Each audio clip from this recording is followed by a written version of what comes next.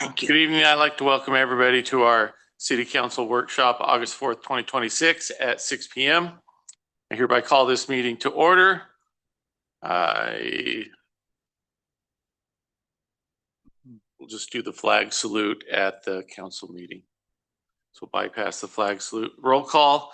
I think Chief Hughes is excused, and I saw that Heather is online waving, doing her flagman's wave, so parade wave. So welcome. We'll go to reports, correspondence, and discussion. Municipal Code, Title V, Business Regulations. Okay, so we'll get right into this. We have 4 codes that we're reviewing. Okay, the summary is this piece of paper. So chapters are Title 5, 8, 10, and 14. In Title 5, this is business and regulations, and there's 5 areas that we're looking. The majority of the changes are just cleaning up the wording, making sure it aligns with ORS and current statutes. The other thing that we're doing, and I say we, I mean Carla, is she's also moving sections like this. Why is this section in business? Let's put it in something else. So that's what is happening in Title 14 is that we're looking at putting fencing and signs in that. Okay. So I'll just quickly read through this in each section and then see if you guys have any questions, whatnot. Okay. So in Title 5, minor changes this month related to targeted grazing within the transient merchant provisions. So again, just because of what we're adding to grazing, it affects other areas, and we just had to correct that. Have identified a couple of minor changes based on the implementation of the transient merchant provisions that may be incorporated. Again, something we've already done that just affects another chapter. There are some litter items in Chapter 8 that are more appropriate as business regulations. May relocate home occupations from the development code here and may create a food truck permit category to assure compliance with other state or local permit processes. So we'll talk about food trucks later, and you guys can decide if we want to keep that in development or it could possibly be placed here. But is there anything that stands out? Again, we're just doing very surface restoration to this. 5 is going to be an ongoing concept, but any questions? The red line version is in the agenda. So you can look at the real detailed, but again, these are the summary. Any questions, Heather? Keep going.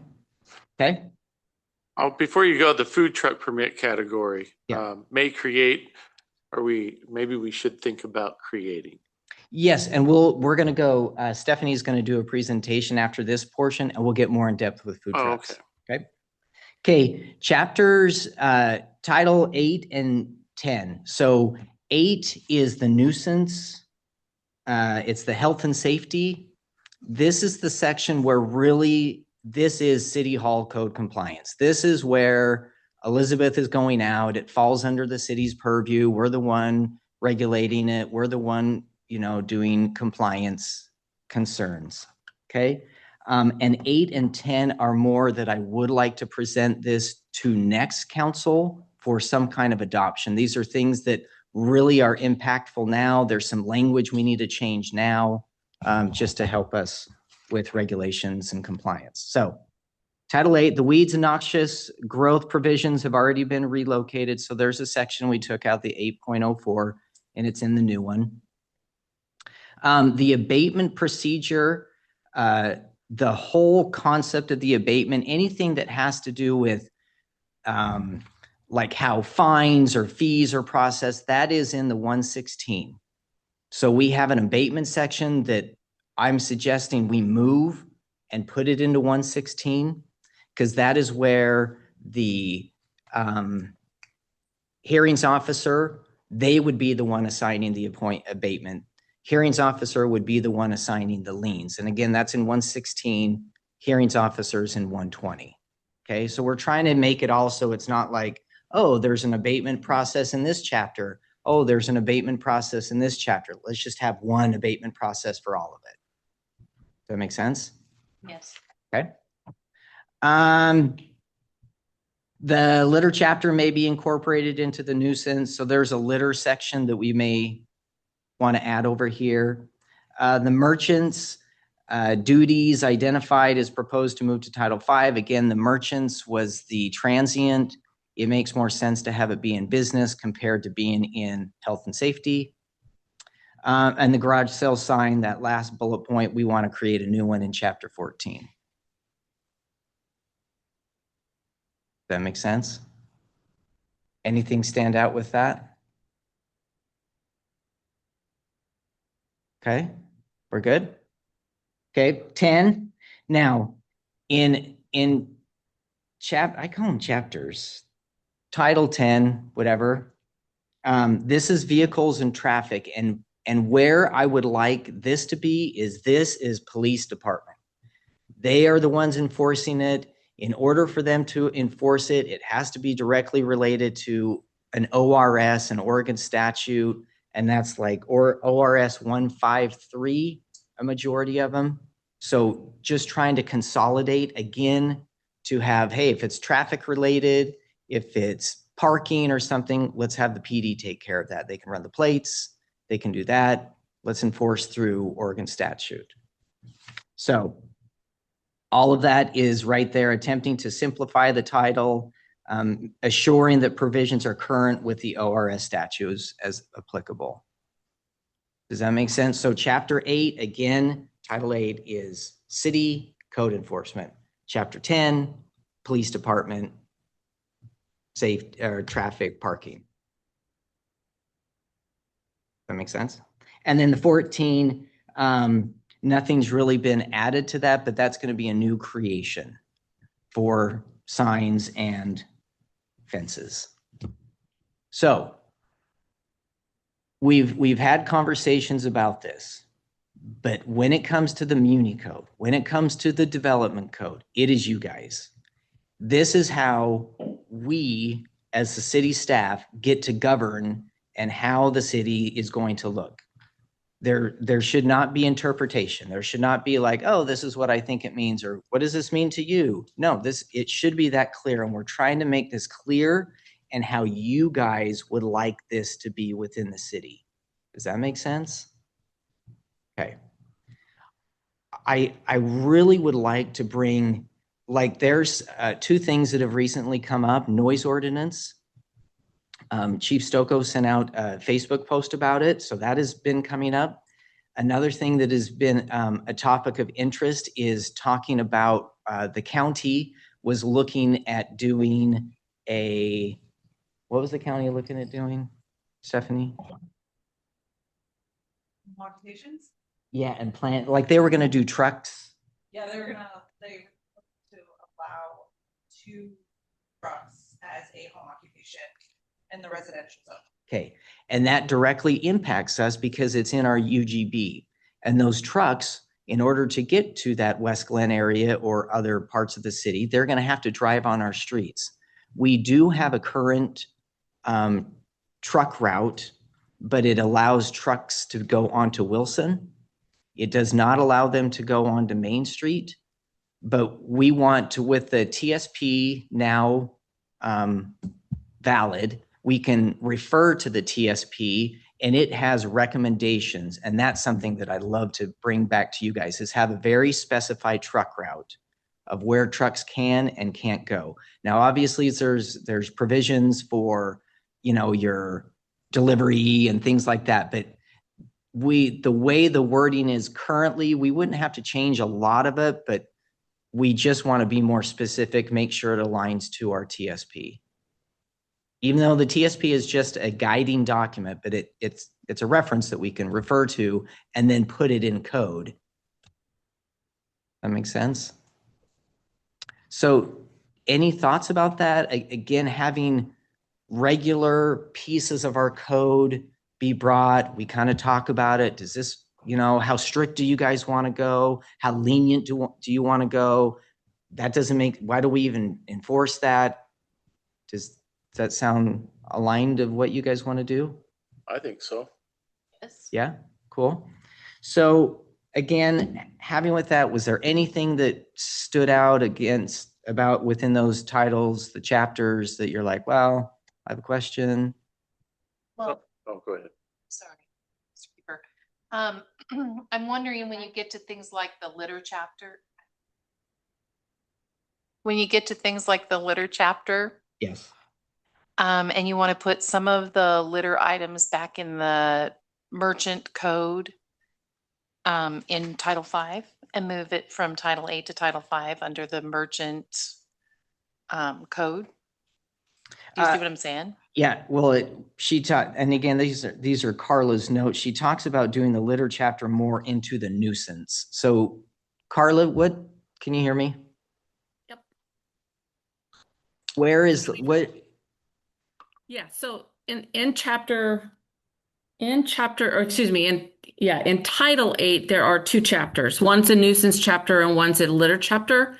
And it's a little confusing. One of my objectives here is, well, I have two objectives. One is to simplify as much as I can, and then to make sure when we have a standard, it's clear and objective so that the code enforcement officer or whoever may be answering a question, it's not like, well, I don't know quite what that means. I want to try to get to the clearest language possible so that there's no ambiguity in what the standard is that we're trying to get people to achieve. The items that are currently in Chapter 8 are like things that we would require a merchant to do. And since we have business regulations, the objective I've identified is to be really clear so that a business can go to one chapter and know what they need to do as a business. And that's kind of where that thinking is coming from. So there's 2 or 3 kind of subparts in Chapter 8, and my proposal would be to pull them out of Chapter 8 and place them into Chapter 5. So again, there's one place where a business owner would have to go to figure out what they have to comply with. And I think I saw Karen come in. Karen, the whole trash cans and those types of things, I think are lost. They're in there, but I don't think they've been clearly presented to business owners as you do have a requirement here. And so again, I'm trying to find that point where it's clear. Chapter 5 is still going to be enforced through our code enforcement program and by our community engagement officer, community engagement specialist, but just clarity about where those things would land and what those requirements would state. Perfect. Yep. Again, concise. And we will, Stephanie and I were reading through the transient merchant. We had, in that business regulation, we had some door-to-door salesmen, and some, again, you pass it, that's a new, code that we passed, and we're seeing, there's some tweaks that we need to do. So again, as we keep updating, there's going to be additional changes, and we'll just keep bringing them to you to get that clarity. And again, the simplicity of it. We're definitely trying to steer away from legalese language, so someone can just look at it, read it, and like, oh yeah, this makes sense. I know what I have to do. Does that sound like aligned with what you guys would like to see? Regarding that specific one, I had questions on the exemption section and then also the application requirements, because what I'm hearing you and Carla say is that it would be simple enough for somebody to go online and be able to find it, understand it fairly easy, and be able to fill it out. And so I do hope that's true. The exceptions, though, I'm not sure I understand A. And this is in under the exceptions of Chapter 5, Title 5. You have it Perfect. listed as both, so I Okay. don't know. But in the exceptions section. Okay. So the transient merchants who exclusively or primarily sell to, deliver to, and or solicit orders from local retailers, businesses, government, schools, and or wholesale firms. Okay, so clarity on A. Yes. Perfect. If we can clarify what that means. The next one I think is understandable, like anything that's with kids and related to school and fundraising. I don't understand C Okay. and why that would be an exception. Okay. And then D is, I think, was fine too. Okay, clarity on A and C Mhm. in the exceptions, Title V. Perfect. Yep. Yep. And again, it's amazing. What one were we doing? And it was like even the one, it's like an 8. The 116 didn't like when it needs to be reversed. It says to go to 120, but it really needs to go to 160. There's just little tweaks that we need to do. And again, we want to be able to process this. It always has to go through you guys, and it's always going to have to be in a setting like this and be approved. But yes, we'll keep adding the clarity. We need these things to make sense. And I also, I mean, if we're not enforcing it, then why is it in there? I mean, the whole point of whatever we have in our codes is to be enforced. And if there's complaints about it, or if we've never enforced that, that's what we're trying to clean up. But again, it's you guys that get to make that decision. So my question on the nuisances like littering or noise or whatever, but particularly about littering, as it has two different portions, residential and merchant Mhm. litter. I think under the title of litter, as opposed to merchant license agreements, that sort of thing, is there a line on there for people like me that would say something like, to see more information about merchant littering or merchant refuse, blah, blah, blah, please go to Title V XYZ. Does that make sense? Yeah, if there's another cross connection to it. Right. So under the one nuisance, it would be littering in general. And then littering would also be housed, I think I heard you say, under the merchant agreements or ordinances or code around being a merchant. Okay. So that's Yep. what I was just, Yep. because for me, it would be helpful, like if I'm looking up something on littering, I would go right to littering, but that might not take me to the merchant code on littering. Yep. Does that make sense? Yep.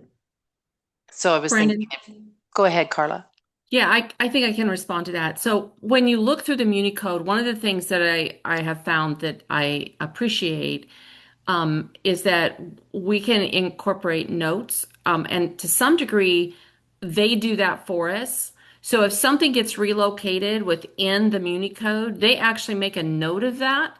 So again, as you look at under each kind of section within the chapter, within the title, it'll say ordinance number, blah, blah, blah, or previous ordinance or amended. It kind of gives you a history.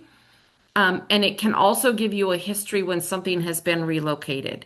So if somebody's looking under litter for something that they think will be there and they don't see it, we can make sure that the folks who do this work on our behalf with the company that we use, they can incorporate those notes. So I think we can get to your concern. I was just thinking about the layperson who's looking it up on the website.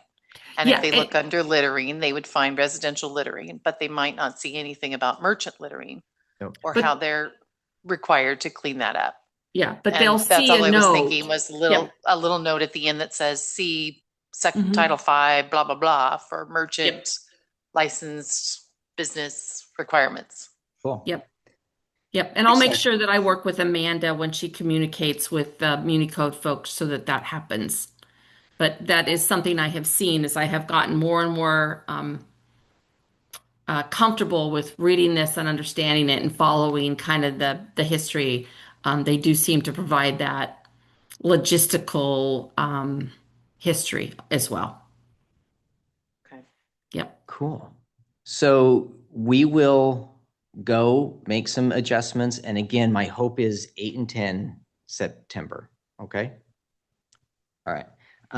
Stephanie she has a slide presentation with food pods and food trucks. And we figured that this is going to be more of a conversation. So we wanted as much time as possible. While they're setting up, when you were talking about like the truck route, now I know their trucks are not supposed to go down Main Street. Correct. Can they go down Wilson or is it just Coonsey? Currently, right now, they can go down Wilson, the way it's written right now. Okay, and we're thinking about making it just Coonsey. Correct. And Coonsey's not a city road. It would just show where they could be on city roads and where they cannot be on city roads. And I think Wilson was only to a certain point, right? It wasn't, Yeah. or maybe that was just the parking part of it, allowing truck parking on that. But it's pretty clear in the TSP of we have a truck route that you guys approved. So. I had a question about that truck route too, because I was thinking, not every corner in Boardman can take a truck. Oh, absolutely. And in particular, not every corner on Coonsey can take a truck. Coonsey's is I realize that it's not our problem, but I'm just saying, like, if we're going to be talking like that, we probably need to be aware of those constraints. Yeah. Hi, good evening. So I did prepare a presentation. I don't know that I'm going to rely a whole lot on it, but I figured it was a little bit easier for you to have a visual instead of just staring at me talking at you. So food vending has been addressed just briefly. We've had a lot of discussions last year, implemented the transient merchant license program. We've been trying to work to get folks licensed and everything else. And throughout that process, we have found that there are some steps that we didn't necessarily account for when we did that. So we thought it'd probably be best if we just address mobile food vending and food pods as a standalone, separate from transient merchants. So if you can go to the next slide.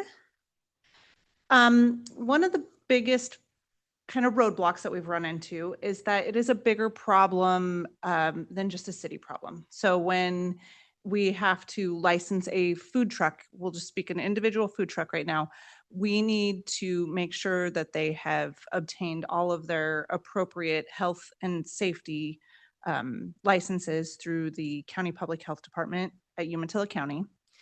And then we recently found out that there is a very specific fire code. Our fire marshal here in town has come to us and said, we actually have a fire code that talks about mobile food trucks specifically.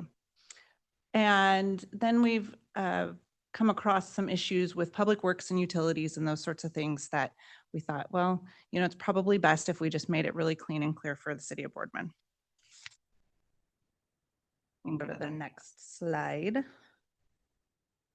So from a planning perspective, there is a lack of a clear pathway. We really don't have a pathway for somebody to come in and say, hey, I want to open up my food truck.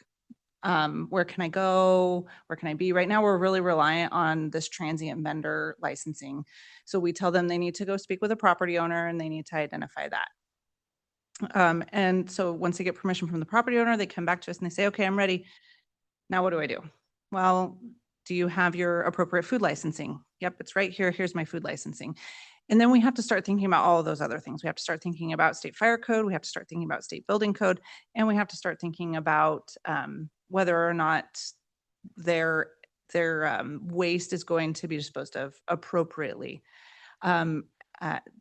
Food safety requires that they be wholly self-contained. But as a matter of practice, we know that might not actually be the case. So from a city perspective, how do we assure that they aren't disposing of any of their gray water or their fats, oils, and grease or any of those sorts of things in our infrastructure? So we've kind of been just taking it upon ourselves as separate agencies to work together, but there's not really a clear process or policy for doing that. So that's why we're coming I'm coming to you tonight. We're hoping that maybe we can kind of throw some ideas out there and figure out how we want to go through that. Next slide, please. So I think the goal for me tonight from you is identifying the gaps in the municipal development codes. Obviously, we're not going to go through all of that because there really isn't much for us to go through right now. Establish a clear direction for those future code amendments. So with that, do we want to see it in the municipal code? Do we want to see it in the development code? And then how to balance the growth with health and safety standards. So there is a growing trend for these food trucks. It is a way for our local folks to kind of get a lift and establish their own business, you know, their entrepreneurship and all those sorts of things. And we definitely don't want to discourage that sort of advancement for the folks that live here locally. But I do think that we need to find a way to put it into our codes that can be clearly earmarked so that way we can move forward. The next slide, please. So this one's really kind of the core of what I'm looking for from the council tonight. So the recommendations would be to amend our code and define mobile food vendors and food pods. And I think those are two distinct things. I think that we need to define a vendor and then we need to define a food pod. Staff's recommendation would be that we identify that mobile food vendors are within food pods. And if that's the case, then we should develop some development code regulations around how those food pods should be established. Creating the standards for where and how those food vendors can operate, whether or not all of them are within food pods, or if there's certain circumstances where maybe they can operate for limited times at individual lots or those sorts of things. Establish clear and objective standards for food pods. So getting back to what Carla said and Brandon said, you know, we're going through right now, we're finding that there's a lot of our code with this and with a lot of other things that maybe we don't have clear and objective standards and we have to use a lot of discretion. And as staff, that can be really difficult because we want to treat everybody fairly and consistently. And then form the process for agency coordination during the review of food pods. So that can be something that can be a policy decision later on down the road. We can work on that internally and how we are going to assure that we are working with our state and local partners when we do that as well. And then I think the really important part for our community would be to institute a grace period for the existing operations and meet the standards. We don't have to make that decision tonight, but if we do move forward, we do want to recognize the folks that are already operating and allow them the opportunity to continue their operations with some sort of grace period that they can meet the standards that we implement. So, and the final slide is just a fun picture that I found on the PowerPoint. So I'm happy to answer any questions as we've kind of been reviewing this. We have reviewed the Hermiston code and kind of working towards something that maybe fits Boardman. So.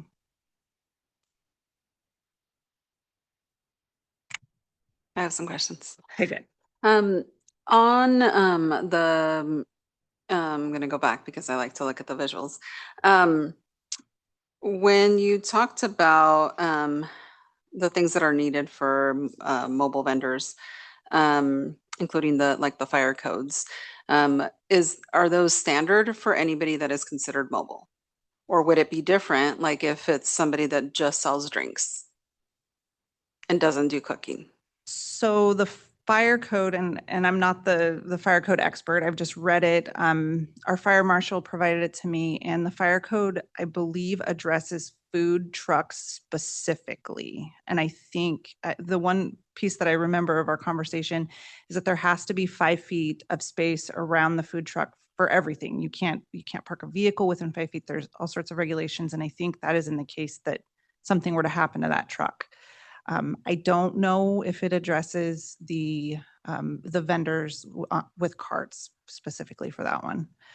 From a health perspective, working with Umatilla County Health in their environmental health department, Byron Morris over there, they have very specific standards for mobile food vendors, and that would be anybody that is selling food mobily, inside of a truck, outside of a truck, or anything else. In order to have a mobile food vendor, though, it needs to be on wheels. So they wouldn't be able to utilize, a freestanding shed or something like that. And also along with that is some regulations wouldn't need a fire, but everyone's going to have the health department. And the ones, these mobile drink that have the umbrella, they'll never get one because they cannot properly store their drinks and all that. And that's not us, that's a health department. Because we could, if they could get something that from the health department, that's great, we have that, but we cannot allow it if you don't have a health department. And that's something we worked with. So the two, the fruit guy and the gentleman that sells next to him, it's like a baked bread or something. Oh, the whole fruit, the gentleman that says whole fruit. Yeah.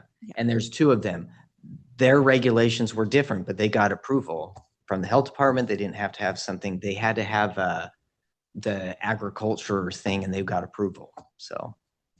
Well, I think that's the important thing, is that we're getting them to be able to know that they're selling safe food and drink. Yeah. Because this is an animal that's kind of starting to grow in our area becoming more and more prominent. I mean, we're even seeing it at our gatherings at the park.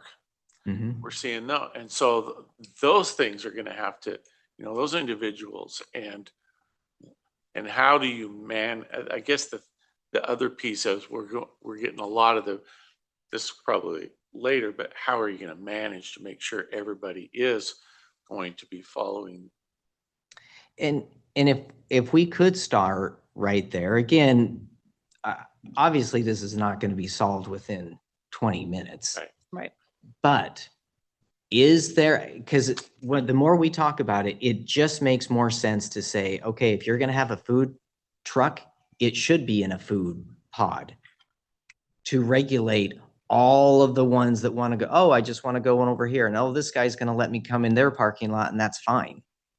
Right now we have 2 instances where they have a year over at the the car wash.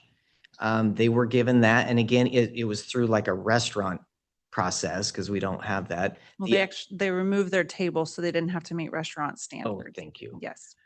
And the other one is the place next to Smiley's. They have a permanent allowed because they did go through the restaurant process. So those are the only 2. Other than that, all of our food trucks are in very specific locations. I had some more questions. Okay. So with that, I know that one of the things that you said was the preference would be that they be included in the food pods, and I don't necessarily agree with that. One of the errors that Hermiston made was they limited the number of food trucks, and they narrowed it down to very specific locations that they could be at. And then they found that with their growing population, that there was a lot of issues with that. And also, there was a lot of unfairness that happened with those limited number of food vendors. So they have expanded that now and have allowed for multiple places to be able to have that. How and when they determine where they can be located, I think part of that is, if it is a private property versus, if it's within city limits. I don't know necessarily what they are doing, but that was one of the things that I did see with Hermiston. And then the second thing is with the codes. I guess my question is, are we just focusing on the mobile food vendors? Because there have been mobile vendors for other products. And are we going to regulate that? So like I've seen a bus that sells clothes. I've seen, like the vet, comes and parks. Like we have other businesses that are mobile that do come and park. And so are we just focusing on the food? I think for this discussion and the code amendments that we're looking at, it would be specifically for food. Obviously, that's what we have the most of. The transient merchant, I think, would be the spot where it would be other vendors, maybe that are selling food or something else. And maybe we just need to make sure that if there were any outside requirements that those folks would meet that. I think with mobile food vending, it's a little bit unique because you have to meet the fire safety standards, you have to meet the food safety standards. And then there are building code standards that do apply dependent upon what they're doing. So in the case of somebody who has proposed selling alcohol, then if they have any seating, because you can't drive up to a food truck and purchase alcohol and then drive off, you would have to meet, I think it's their tavern standard in state building code. So for those other things, I think maybe the transient merchant for those sorts of businesses might be, it might be sufficient. We haven't really had a chance to really evaluate whether or not it works for anybody else, unless they're selling food, unfortunately, except in the case of the guy selling the whole fruit. It's really trying to find the balance, because it's like, these are health department regulations, these are fire department regulations. It's not the city, but we need to make sure that if they're here, they're also in compliance with that. But I am curious. So Christina would rather not have him in a food pod. Where is everybody else's thoughts? I didn't want it limited to just a food pod. Perfect. Who regulates their insurance? If they have insurance? Because now, with poisoning, like I can't eat lettuce anywhere. I would imagine the health department does that. That's not the city. The city isn't checking insurance. They have to keep up a valid license with the health department. The health department's regularly coming in and checking them. I don't think the health department does that. Umatilla County Health is over our food safety in Morrow County. And you think they make sure that the vendor has insurance? So I don't know about the insurance piece. I know one of the difficulties that they've expressed is the fact that with the mobile food vendors, they don't always know where they are. So when it's time for them to go do an inspection, sometimes it can be difficult to locate the food vendors. So from the health safety portion of it, they like when it's in a food pod because then they know where those folks are located. If they were to get their health safety license, they can go anywhere in the state. It's not limited to a single town. They can be anywhere in Oregon. I think it would be, we should at least consider specific locations for that very reason. They change all the time. They move and then they come back, and who's checking things, I think that would be important to know. And have it in specific locations, simply because like you also got to deal with traffic. You got to deal with, is it safe? Like all these different things. And you talked about fire code. There's more things to consider other than just, we've only regulated this one location or whatever, or we just let them go wherever. Okay. How do we know that these places are up to fire code, or this place is, or whatever, I think I would at least entertain the idea that there should be some very specific locations. Where those are, I don't know. But that's just, again, my opinion. Let's see. Does it turn on, turn off? They're all on? Okay, so I think the challenge we have is if we make them, let's say we say they all got to be in a certain area, a pod. Do we have enough room for a pod? We got to just designate a pod. We have to designate a place. Well, the whole purpose of a mobile food truck is that you can move from space to space to space. But what we're seeing is we're having people pop up on private properties, maybe where we don't want to have it be.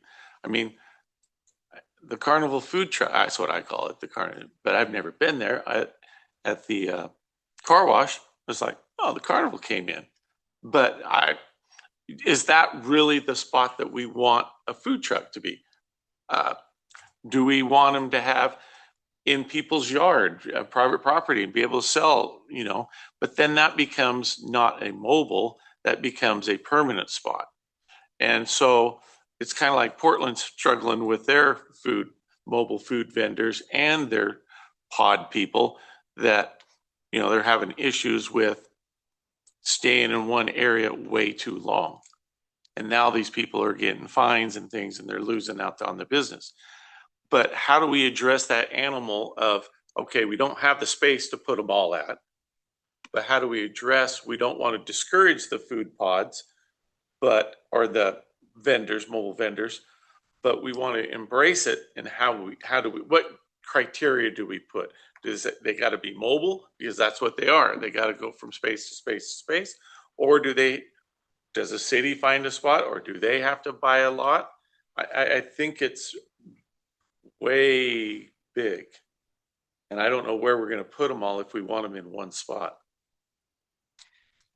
So I know one of the things that Hermiston has recently implemented is they allow certain locations throughout the city. And of course, Hermiston's, they have a lot more land than we do, but they've identified certain areas where folks can take their truck and they can be at for X amount of hours or days before they have to move.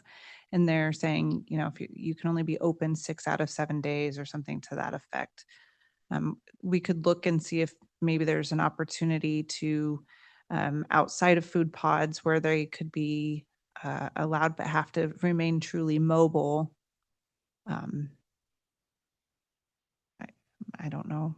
I think that, and I think that one of the reasons is for the purpose of cleaning as well, which it wasn't in your presentation, but I think I had read it somewhere in one of the packets, as far as limiting the time that they would be open. And I also didn't agree with that just because of the community that we live in, with having all of the processing plants that we do that have night shifts.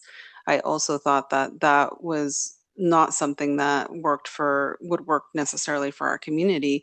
And I actually don't agree with making it easier for the health department. That is their job, right? Like, yes, ideally, yes, I would like to just be able to go and have the one place and not have to drive around to all of the places, but that is essentially their job. Yeah, I think you might have read that in the Hermiston Code. That might have been in a previous packet or something. Yeah.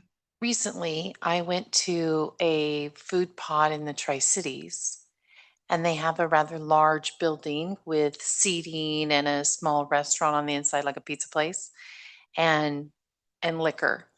And then all around it are food pods, and they're just in a big parking lot, essentially. They have a lot of parking there, and it's very doable. The only reason I bring it up is because maybe there's something in their code, Kennewick's code, because I believe that was inside the city of Kennewick, that Kennewick would have something in their code that we could look at to see if there's additional ways to help us with this elephant we're trying to. I think one of the other elephants that we haven't really addressed, I heard somebody mention traffic. So a lot of what we have now currently actually resides within the Main Street interchange influence area. So the reality is for any of these folks who are coming in with an individual truck, they would more than likely need to provide some sort of trip generation letter. And it can be unrealistic to ask for an individual to provide something like that for us to get some sort of generation of the traffic, so that way we can provide it to ODOT so they can keep track of the trip counts.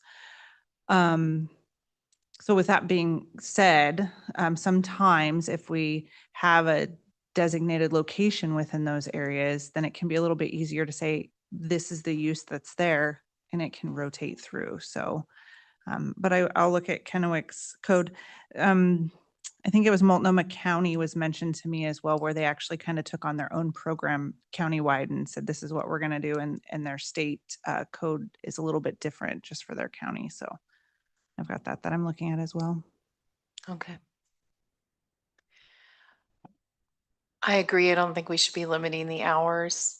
I think that if you start a business and you want to stay open till midnight and you have the staff to do that and you can find the customers, then you should be able to do that.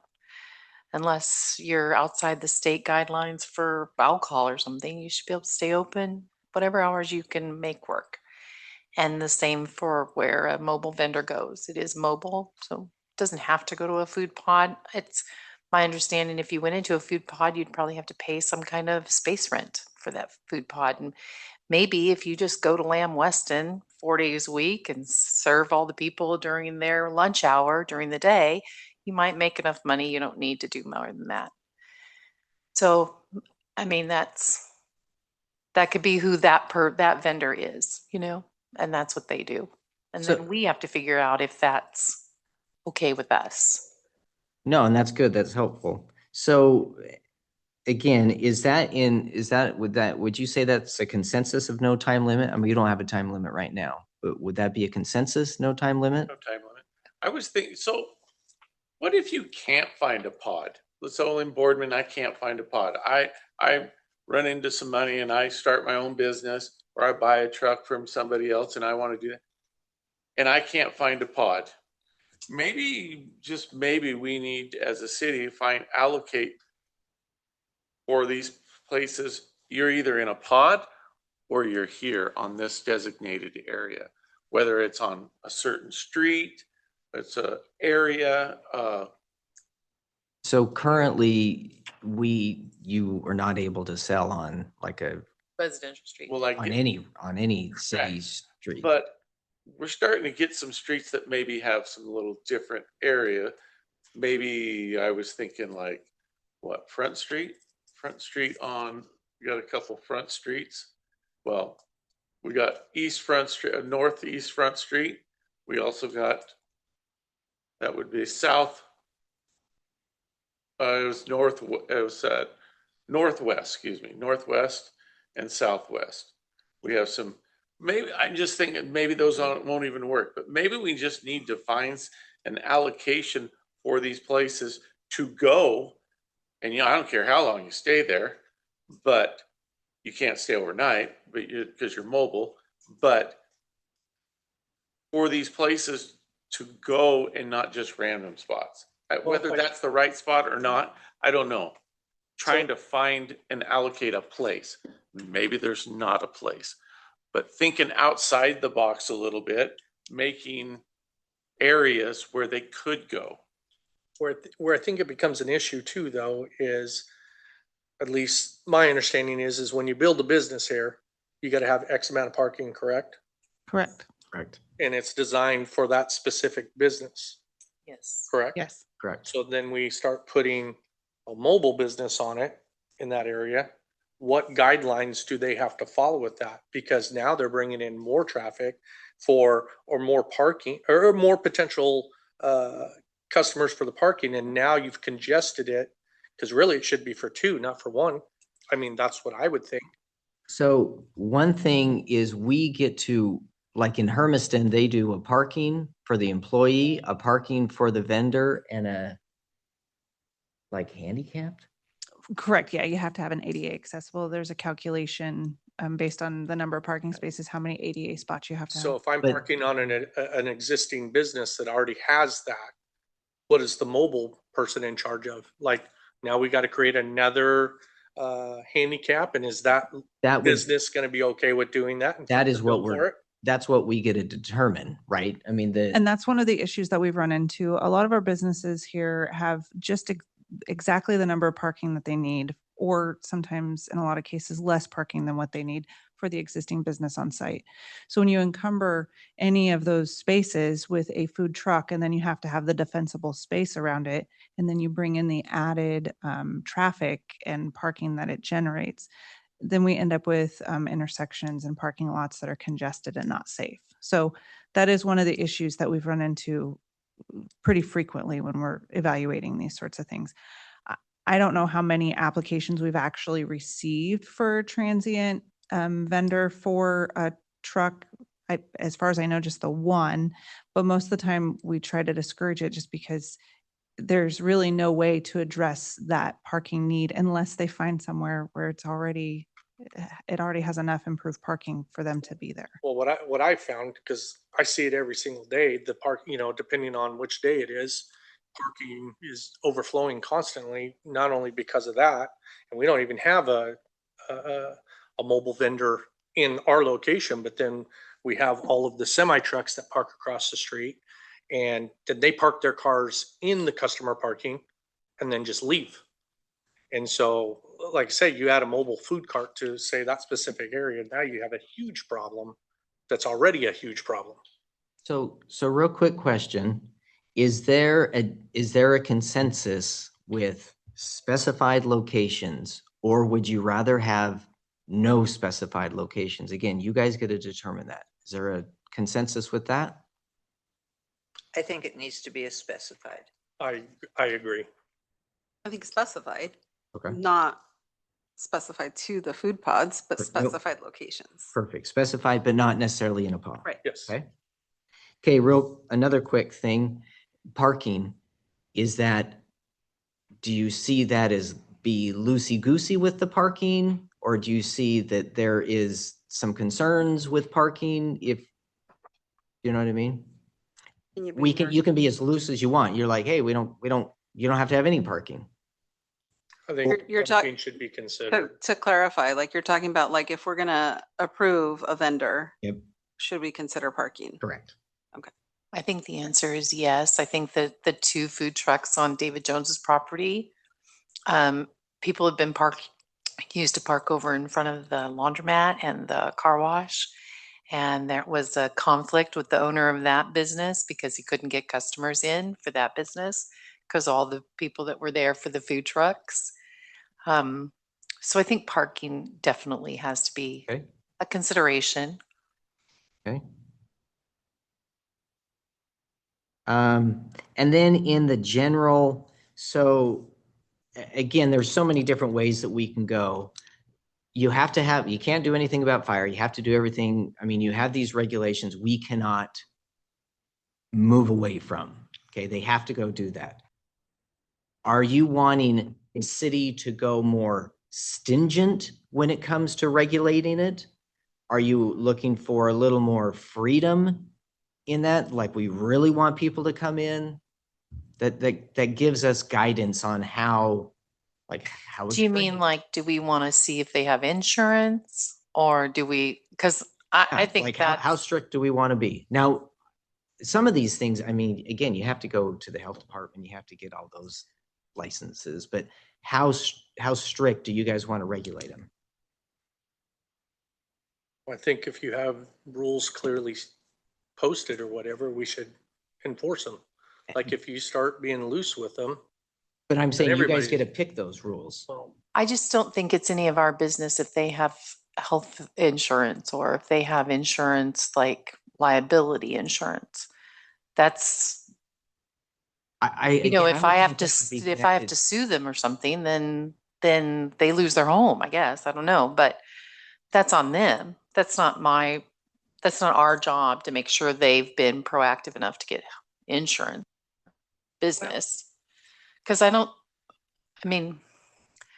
what other business do we ask if they have insurance on their business? Go ahead, Karen. The only thing I know is like at the 4th of July, when you have the vendors down there, we require they provide insurance. Oh, So that if they poison somebody, that we know where like who might be responsible. mm. And I don't know how the city would ever do that because, that's a chamber sponsored thing. And the chamber just says, if you're going to be here, this is what it takes to be here as a vendor.